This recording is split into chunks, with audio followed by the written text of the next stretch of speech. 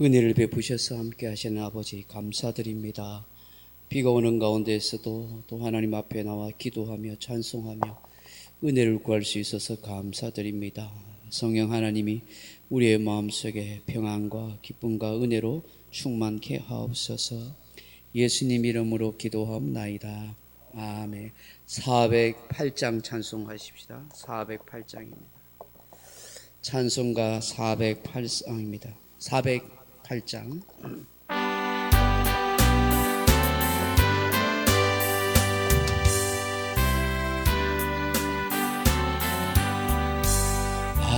어느 곳에 있든지 늘 마음이 변하다. 주 예수 주신 평안아 늘 충만하도다. 나의 마음속이 늘 평안해. 나의 마음속이 늘 평안해. 악한 죄 파도가 많으나 마음이 늘 평안해. 내 마음에 솟는 영생수 한없이 흐르니 목마름 다시 없으며 늘 평안하도다. 나의 마음속이 늘 평안해. 나의 마음속이 늘 평안해. 악한 죄 파도가 많으나 마음이 늘 평안해. 참되신 주의 사랑 영원치 못하네. 그 사랑 내 맘 여시고 소망을 주셨네. 나의 마음속이 늘 평안해. 나의 마음속이 늘 평안해. 악한 죄 파도가 많으나 마음이 늘 평안해. 주 예수 온갖 고난을 왜 몸소 당했나. 주 함께 고난 받으며 멸류가 얻겠니. 나의 마음속이 늘 평안해. 나의 마음속이 늘 평안해. 악한 죄 파도가 많으나 마음이 늘 평안해. 410장입니다. 410장입니다.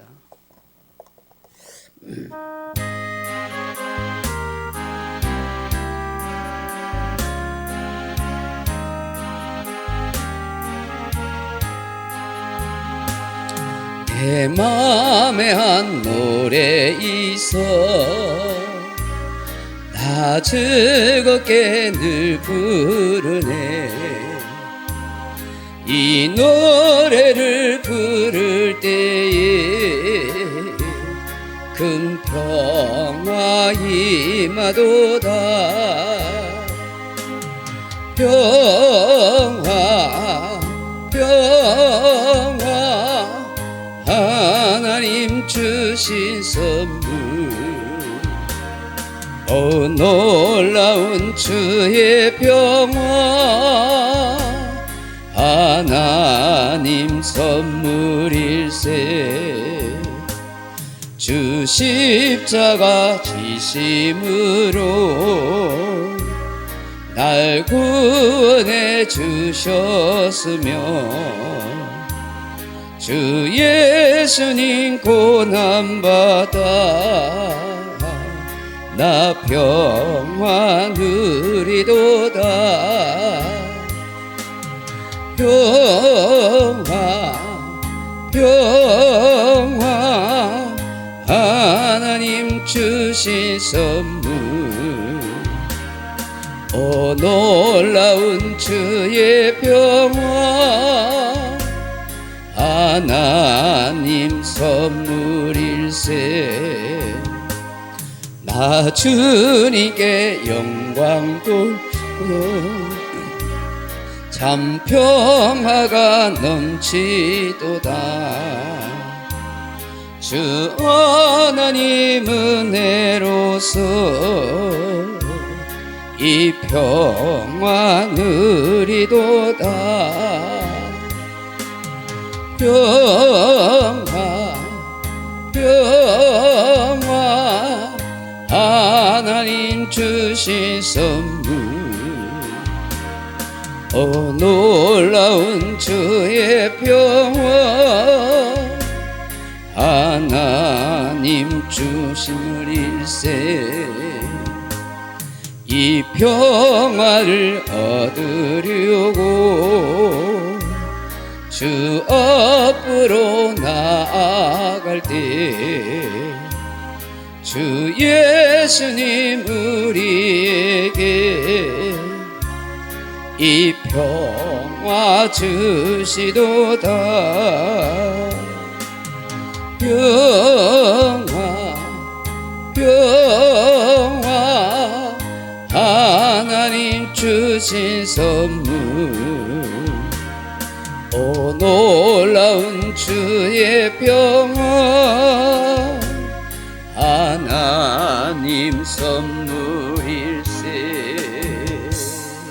아멘 412장입니다 412장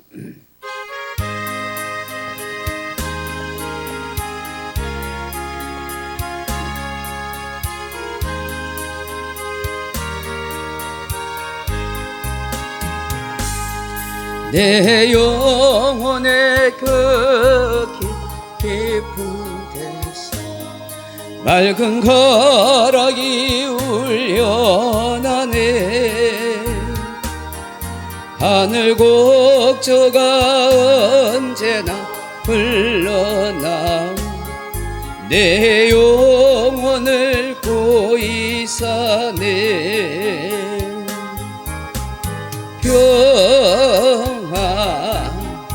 평화로다 하늘 위에서 내려오네 그 사랑의 물결이 영원토록 내 영혼을 덮으소서 내 마음속에 솟아나 이 평안 깊이 묻힌 보배로다 나의 보화를 캐내어 가져갈지 그 아무도 없으리라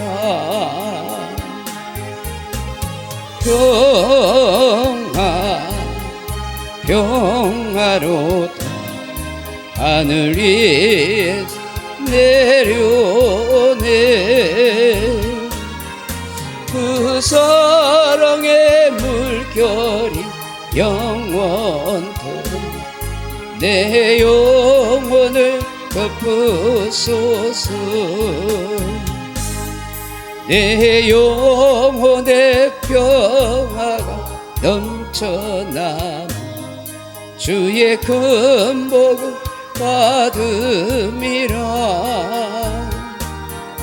내가 주야로 주님과 함께 있으니 내 영혼이 편이시네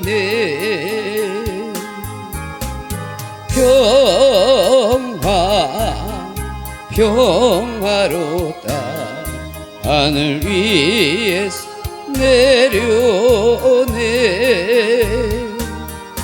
그 사랑의 물결이 영원토록 내 영혼을 덮으소서 이 땅 위에 험한 길 가는 동안 참된 평화가 어디 있나.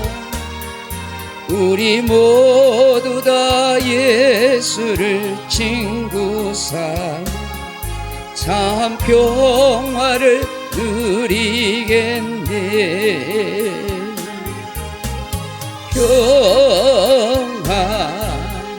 평화로다 하늘 위에서 내려오네. 그 사랑의 물결이 영원토록 내 영혼을 덮으소서. 찬송가 183장 찬송하겠습니다. 183장입니다.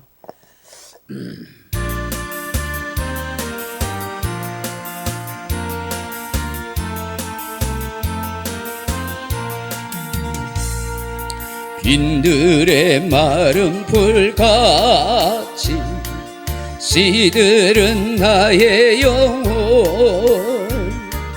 주님이 약속한 성령 간절히 기다리네.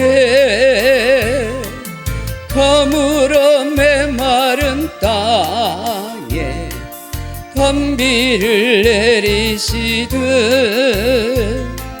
성령의 단비를 부어 새 생명 주옵소서.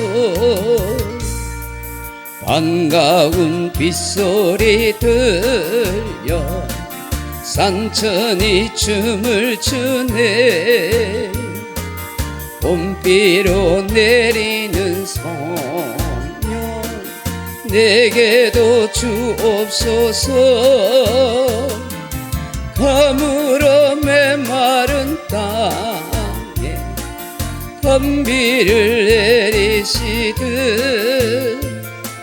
성령의 단비를 부어 새 생명 주옵소서.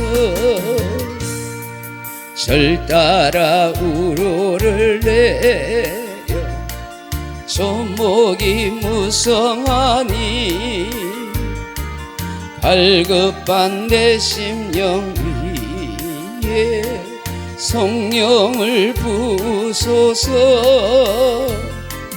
가물어 메마른 땅에 단비를 내리시듯 성령의 단비를 부어 새 생명 주옵소서.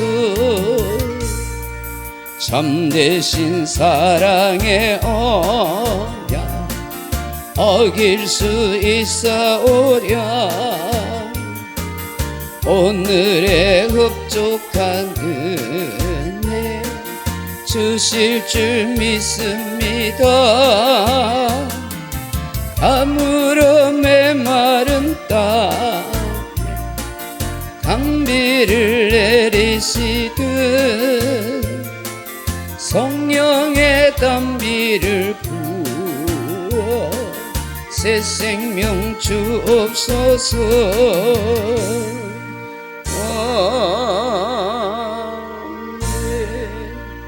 397장 찬송하겠습니다. 397장입니다.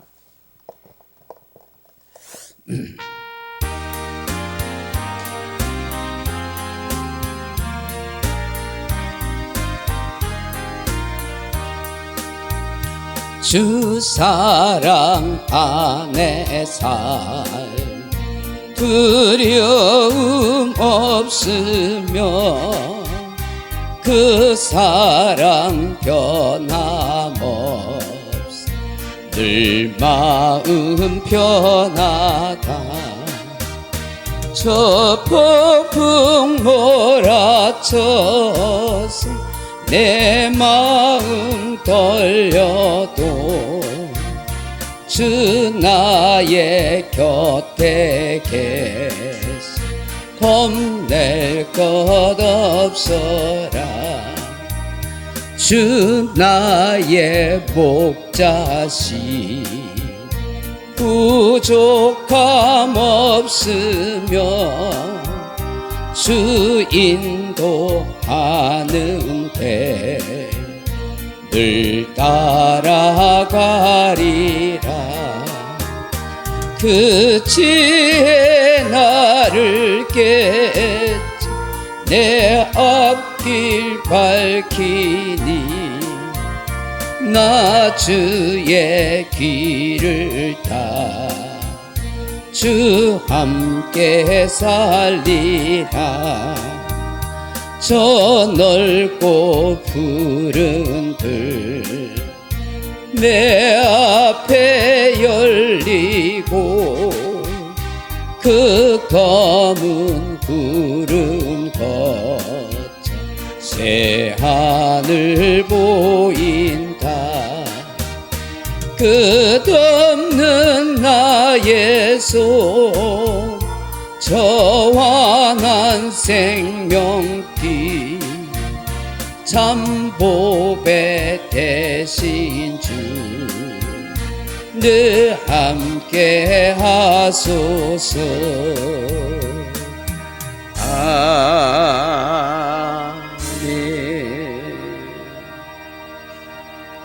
하나님 말씀 같이 보겠습니다. 사무엘상 9장 11절로 17절 말씀입니다.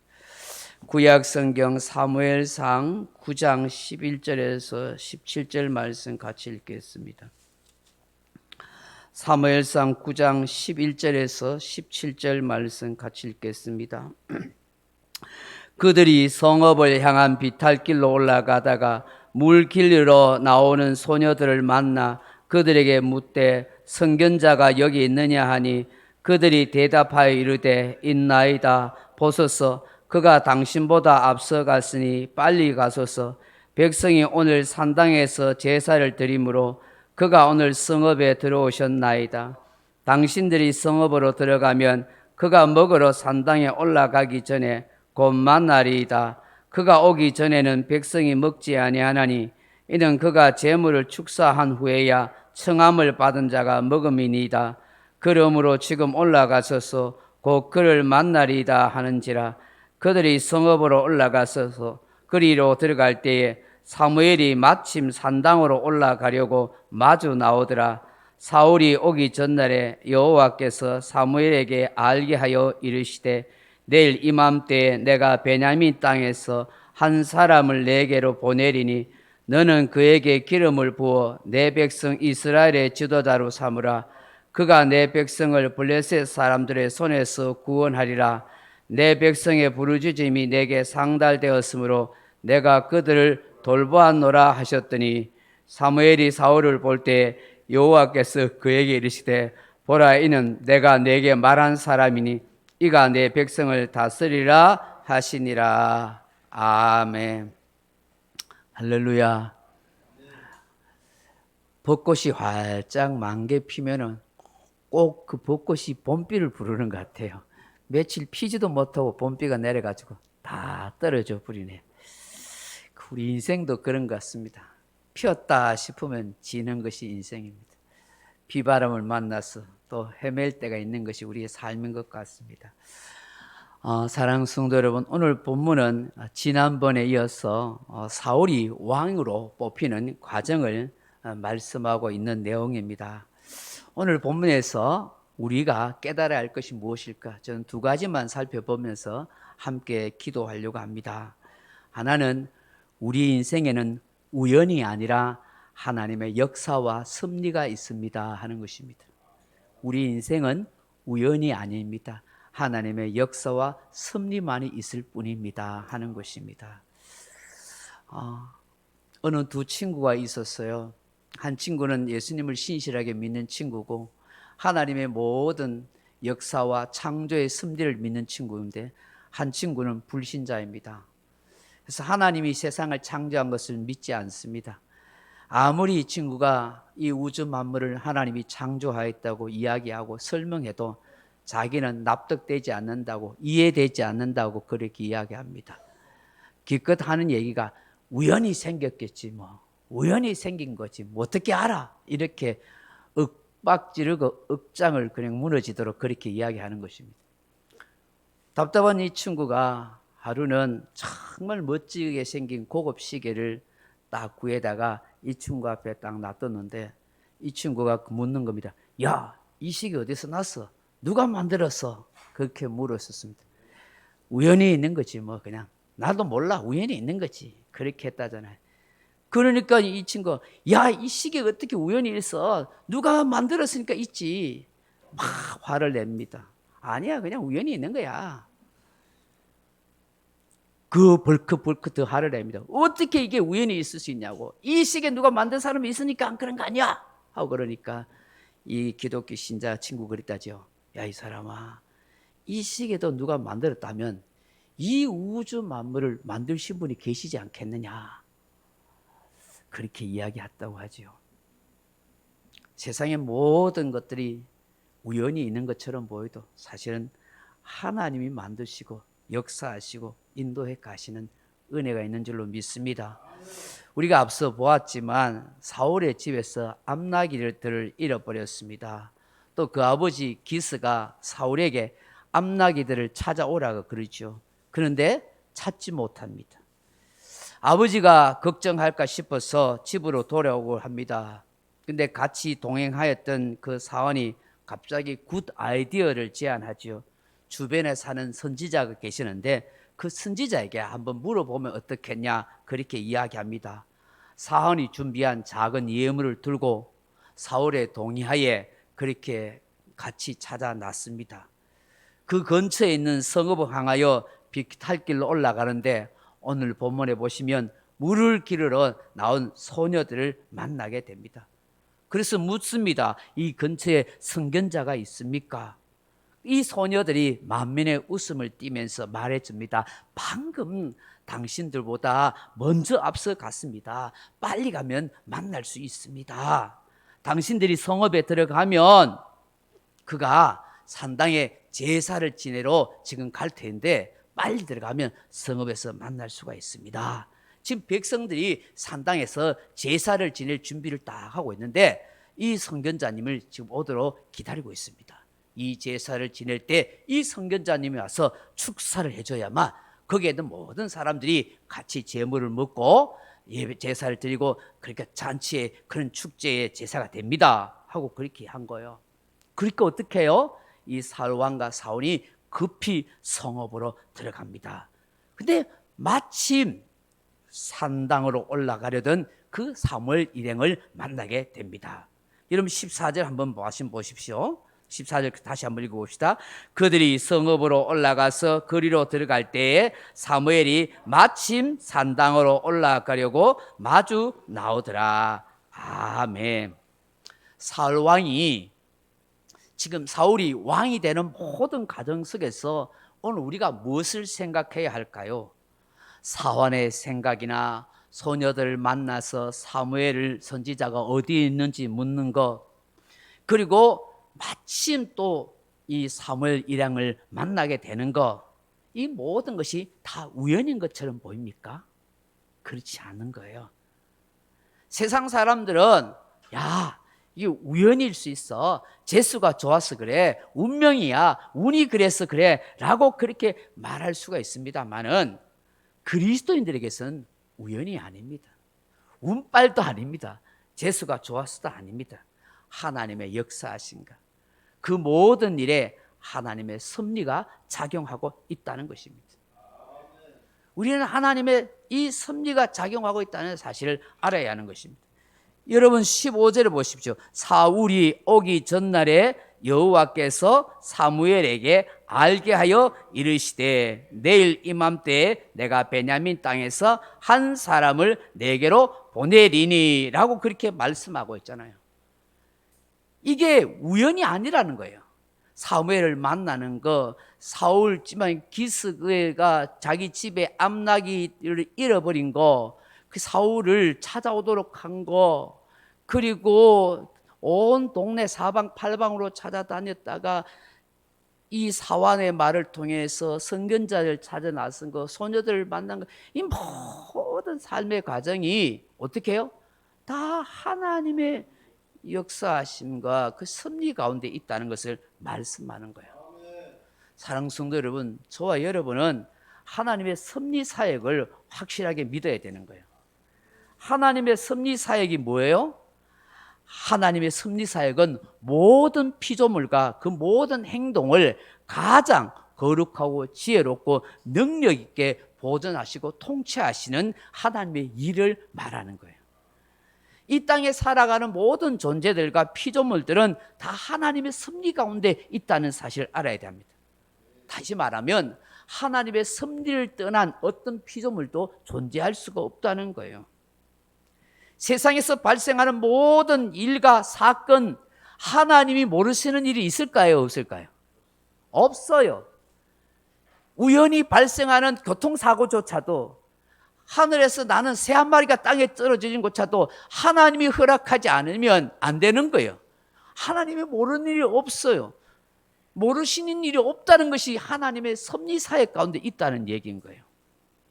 하나님의 시선을 벗어나 있는 인생과 어떤 존재는 있을 수가 없는 거예요. 하나님의 모든 걸 다스리시고 통치하시고 역사하시고 보존해 가고 있다는 사실을 믿을 수 있기를 바랍니다. 잠언 5장 21절에 보시면 이런 말씀이 있어요.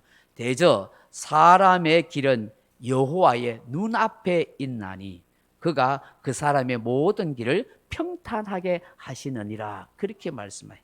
인간의 모든 인생길, 삶의 길은 하나님의 눈앞에 있다는 거예요. 다시 말해서 하나님이 다 보고 계신다는 거예요.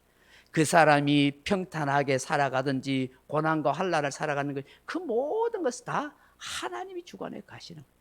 그래서 하나님이 빛도 짓고 어둠도 짓고 평안도 짓고 환난도 짓는 이다 나 여호와니라 그렇게 말씀하잖아요.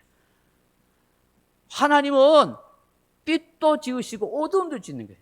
평안도 주시면 환난도 주시는 거예요. 이 모든 걸 하나님 가운데 역사 속에 있대요. 그러니 내가 고난을 당하고 환난을 당한 것, 내가 질병이나 어려움을 당하고 문제가 생기는 것, 하나님이 나를 버리신 게 아니에요. 그것도 하나님의 섭리 가운데 있는 거예요. 왜? 하나님의 환난과 평안도 다 하나님이 창조하시고 역사에 가시니까요. 그래서 내가 어려움 당하고 힘든 일 당하면 하나님 나를 외면하고 버리셨나 봐, 그런 생각 추호도 하지 마세요. 이것도 하나님의 뭔가 뜻이 있는가 보다. 나를 연단하고 훈련하시고 더 좋은 길로 나를 이끄시기 위한 과정 속에 있는 것도 이렇게 믿어야 하는 거예요.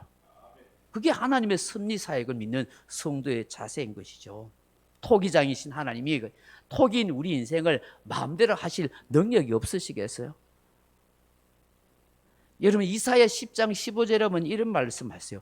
도끼가 어찌 찍는 자에게 스스로 자랑하겠으며 톱이 어찌 켜는 자에게 스스로 큰 채 하겠느냐. 이는 막대기가 자기를 드는 자를 움직이려 하며 몽둥이가 나무 아닌 사람을 들려함과 같음이로다. 그렇게 말씀한 거예요. 우리 인생은 도구에 불과하다는 거예요. 하나님이 알아서 사용하시는 도구에 불과한 거지, 우리가 하나님한테 뭐 어떻게 일을 하시냐고 이렇게 항의하거나 따질 수가 없다는 거예요. 하나님의 섭리와 하나님의 역사하심을 믿는 우리 성도는 내가 하나님의 손 아래에 있는 인생이라는 사실을 늘 기억하고 그 하나님의 인도하심을 항상 구하며 살아가는 믿음의 성도가 되어야 될 줄로 믿습니다. 항상 우리의 삶에 하나님의 섭리가 작동하고 역사하고 있다, 그렇게 생각하면 우리가 어떤 상황 속에서도 흔들리거나 요동하지 않게 되는 것입니다. 할렐루야. 또 한 가지 오늘 본문에서 우리에게 말씀하신 게 뭐냐 하면 하나님께서 미리 다 준비하신다 하는 것입니다. 미리 다 준비하신다. 조금 전에 읽었던 15절 말씀 다시 한번 보세요. 내가 내일 이맘때 내가 베냐민 땅에서 한 사람을 내게로 보내리니 너는 그에게 기름을 부어 내 백성 이스라엘의 지도자로 삼으라. 그가 내 백성을 블레셋 사람들의 손에서 구원하리라. 아멘. 그러니까 하나님이 사울을 다 왕이 되려고 어떻게 해요? 다 준비해 놓았다는 거예요. 그 사무엘에게 미리 말씀해가지고 내일 이맘때 니한테 찾아올 사람이 있다. 그 사람 베냐민 사람인데 이스라엘 백성들이 그렇게 자꾸 원하는 왕이 될 사람이야. 내가 다 준비해놨어. 그러니 너는 그 사울 만나서 왕으로서 기름 부어 세워. 그렇게 말씀하시는 거예요. 유엔 사무총장을 역이면 함마 슐드라 하는 사람이 계셔요.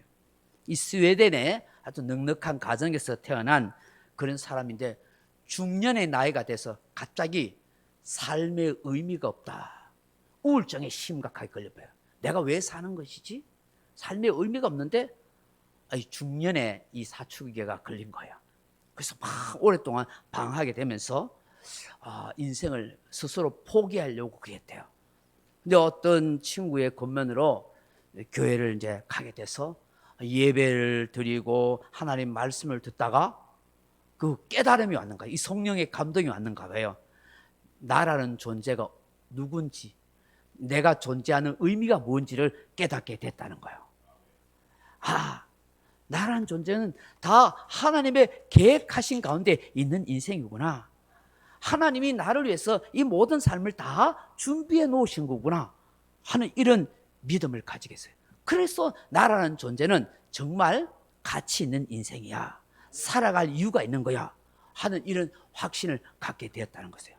그때부터 삶의 태도가 바뀌면서 우울증이 싹 사라지면서 하나님의 뜻을 따라서 열심히 그렇게 삶을 살게 됐대요.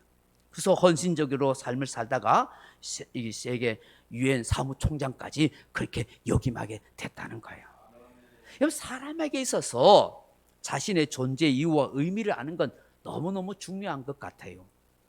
무엇보다도 하나님이 자신의 삶을 주장하시고 모든 것을 준비해 가신다는 사실을 믿는 것은 정말 중요하다는 사실을 깨닫게 됩니다. 성읍에서 지금 사울 일행과 사무엘이 만나게 되고 그냥 만난 것이 아닙니다. 다 하나님이 미리 준비해 놓은 그런 만남이지 않습니까?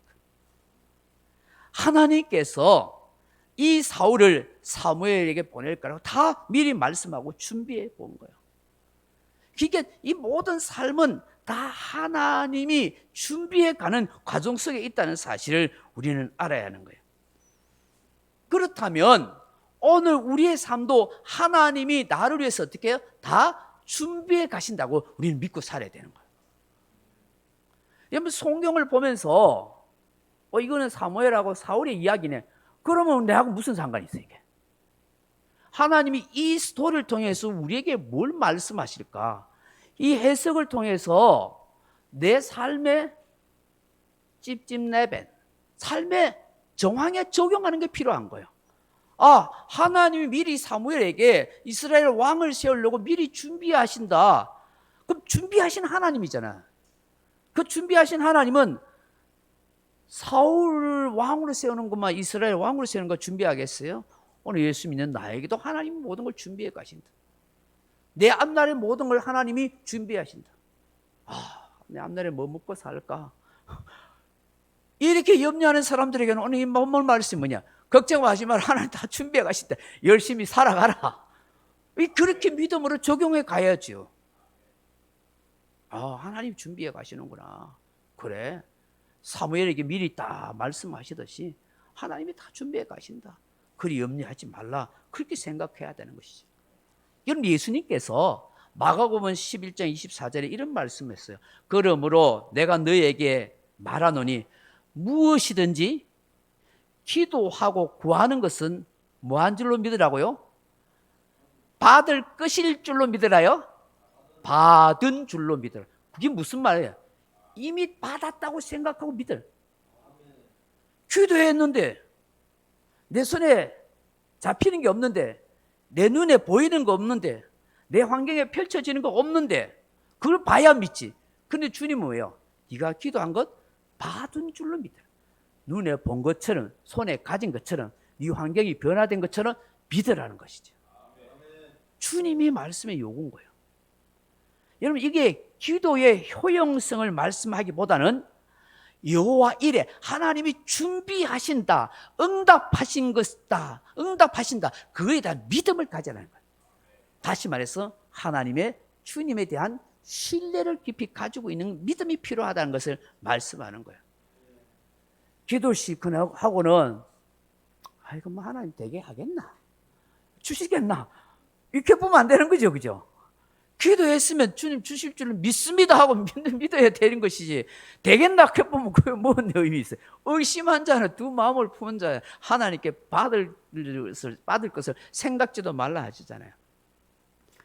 이런 창세기 22장의 극적인 장면이 나오잖아요. 어느 날 하나님이 아브라함을 시험하려고 뭐라 해요? 100세 난 아들 이삭을 모리아산에 바치라 하잖아요. 뭐 우리가 수없이 들었던 설교죠. 아브라함 입장에서는 하늘이 무너지는 그런 충격적인 사건이죠. 그 아브라함이 아내 사라하고 의논도 하지 아니하고 이삭과 종들을 데리고 사흘 길을 모리아산까지 갑니다. 그리고 종들은 산 아래 놔둬놓고 이삭에게 나무를 짊어지게 하고 같이 데리고 칼과 횃불만 들고 갑니다. 올라가던 이삭이 이상해서 묻잖아요. 아버지, 재물을 잡을 칼도 있고 불도 있고 나무도 있는데 재물이 어디 있습니까? 참 가슴 아픈 얘기지만 차마 말 못하고 아브라함이 하는 얘기 뭐예요? 하나님이 자기를 위해서 다 준비해놨다고 그렇게 하잖아요. 데리고 올라가요. 근데 정말 제가 이해가 안 되는 건, 아브라함의 행동도 이해가 안 되고 이삭의 행동도 이해가 안 되는 거예요. 내 인간적으로 생각해 보면. 생각해 보세요. 적어도 자기의 100세 난 아들이잖아요. 눈에 넣어도 아프지 않은 아들, 자기 목숨을 대신하여 그 아들이잖아요. 근데 하나님이 재물을 바치라 한다 해가지고 그래 달라당 그렇게 바칠 수 있습니까? 하다못해 집사님이나 우리처럼 뭐 철학이라도 한번 해봐야 안 되는 거예요. 뭐 야곱처럼 뭐 실험을 하든지 뒤집어지든지 해야 되는 거. 하나님 차라리 내 목숨을 거둬가세요. 한 40일 금식기도 좀 하고 말이에요. 하나님 못하겠습니다. 어찌 이럴 수가 있습니까? 막 목나 부리지고 뭐 뒹굴어 보고 뭐 이렇게 보고 해야 되는데 대금하고 데려가 보잖아요. 부모들이 그래야 되겠습니까? 근데 이삭을 한번 생각해 보세요. 지금 장정이에요. 아버지 100세가 넘었어요. 지금 120세 가까이 돼요. 늙은 노인이에요. 와서 재물이 없어요. 이삭아, 네가 재물이 있다. 야, 묶기라. 이렇게 꽁꽁 묶었는데 아버지 날 잡수세요 하고 둘러 누워요, 재단에. 그럼 말이 됩니까? 이게 뭐 이러니까 이거 노인네가 미쳤나? 정신 나갔습니까? 아버지 정신 차렸어요. 지금 노망 났습니까? 와 날로 잡으려고 하니까 밀어보고 도망가 보지. 국문 날 잡사라고 그 산당에 누워있을 이유가 뭐예요? 그 재단 위에. 그 이해가 안 되잖아요. 이게 믿음의 순종의 사람 두 사람을 보여주는 거잖아요. 아브라함도 이것이 하나님의 뜻이라는 사실을 믿었고 이삭도 이렇게 하는 것이 아버지 하나님의 뜻이라는 걸 알고 믿고 순종한 것이죠. 거기서 우리에게 보여주는 말씀이 뭐예요? 하나님이 아브라함아 멈춰라고, 네 손에 칼을 멈춰라고, 이제야 네가 나를 경외하는 줄 알았다고 말씀하잖아요. 네 믿음을 내가 시험해 보니까 넌 대합격이야. 이제 진짜 나를 경외하는 줄 내가 알았다. 그렇게 하잖아요. 여러분, 오늘 우리가 살아가면서 왜 순종이 안 돼요? 왜 믿음으로 산다고 하면서 순종이 잘 안 돼요? 우리의 생각, 우리의 경험대로 내 뜻대로 살려고 하니까 안 되는 것이죠. 이해가 안 되고 불합리해 보여도 이게 하나님의 말씀이라고 믿고 순종하면은 하나님의 역사가 일어나고 우리가 하나님의 놀라운 은혜를 경험하게 되는데 그게 안 되는 것이죠. 여러분, 여호와 하나님이 말씀하시기를 이제야 네가 나를 경외했다. 늘 제가 이야기하지만 이 경외하다는 단어가 야레라고 했잖아요. 야레. 이게 뭐 우리 한문풀이라면 뭐 두려워하다, 뭐 공경하다, 존경하다 이런 뜻이지만 히브리 단어에는 야레가 뭐라 두 가지의 파생어가 있댔죠. 하나는 라아라는 단어에 보다 하는 거예요. 하나님 다 보고 계셨다는 거예요. 아브라함이 하는 거, 이삭이 하는 걸 다 보고 계셨다는 거예요. 또 하나가 뭐예요? 경외하다는 단어에서 나온 단어가 이레, 여호와께서 준비하신다는 거예요.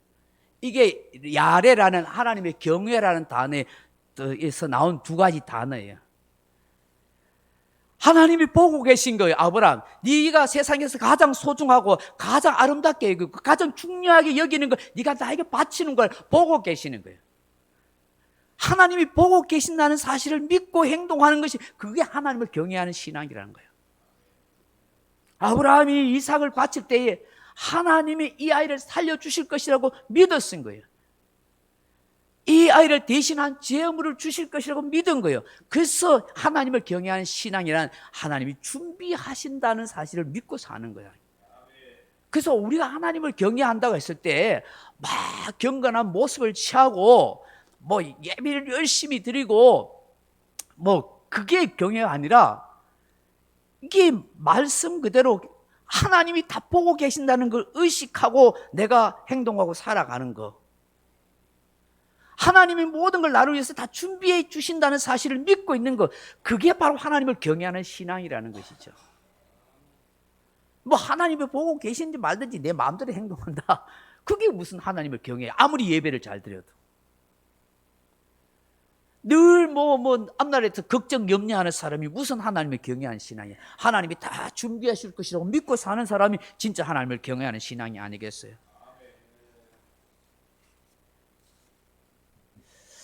오늘 여기까지만 하겠습니다. 오늘 우리가 진정으로 깨달아야 할 말씀은 우리 인생에는 우연이 아닙니다. 하나님의 섭리와 역사하심이, 하나님의 인도하심이 작동하고 있습니다 하는 것입니다. 또 하나님께서 우리의 모든 것을 준비해 가십니다. 우리가 이 사실을 확실히 믿고 그렇게 삶을 살아갈 수 있기를 주님의 이름으로 축원합니다. 찬송가 338장 같이 한번 부르시다 하고 같이 기도하겠습니다. 338장입니다.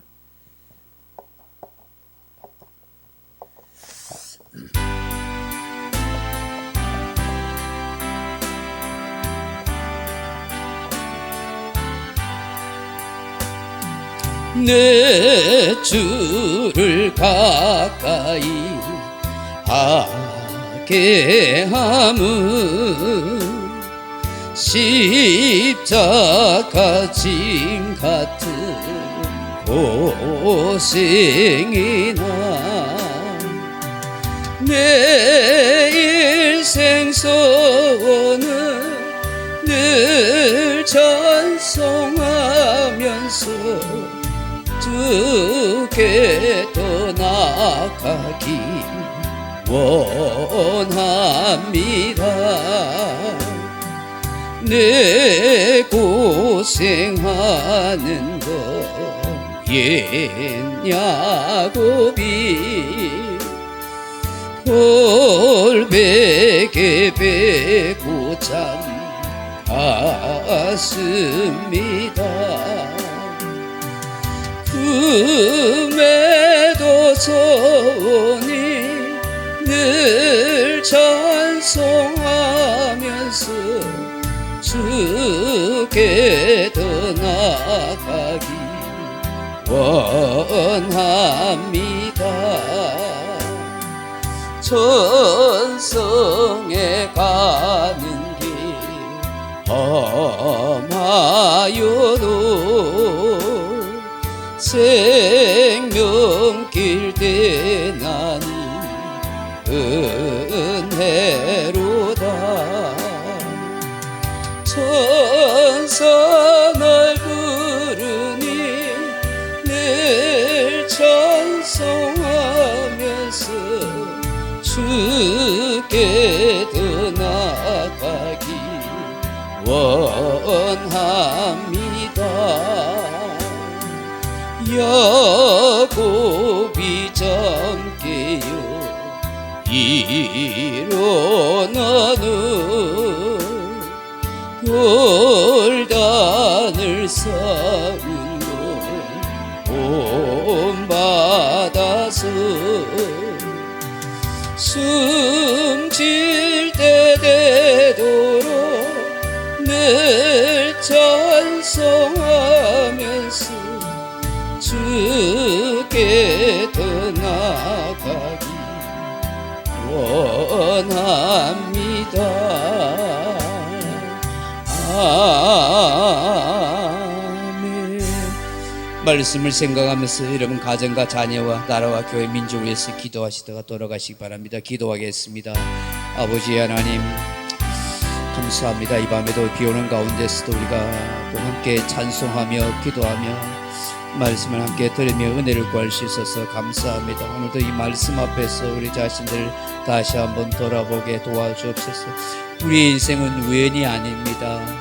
재수가 운명이 아닙니다. 하나님의 섭리와 역사와 인도하신 가운데 있는 인생입니다. 내 모든 살아가는 삶의 과정이 하나님의 섭리 속에 있다는 사실을 알게 해 주옵소서. 힘들고 어려운 일을 닥친다 할지라도 하나님이 선하신 길로 인도하시고 섭리에 가시고 역사하시고 사랑하는 주의 백성들을 반드시 복되게 역사에 가신다는 사실 믿고 살아가게 하시고 조금도 위축되거나 두려워하지 아니하게 하여 주시옵소서. 하나님이 모든 걸 미리 다 말씀하시고 준비하시는 하나님이신 줄 믿습니다. 나는 어떻게 해야 할지를 알 수 없습니다. 그러나 하나님이 우리의 모든 삶을 예비하시고 준비하시고 역사에 가십니다.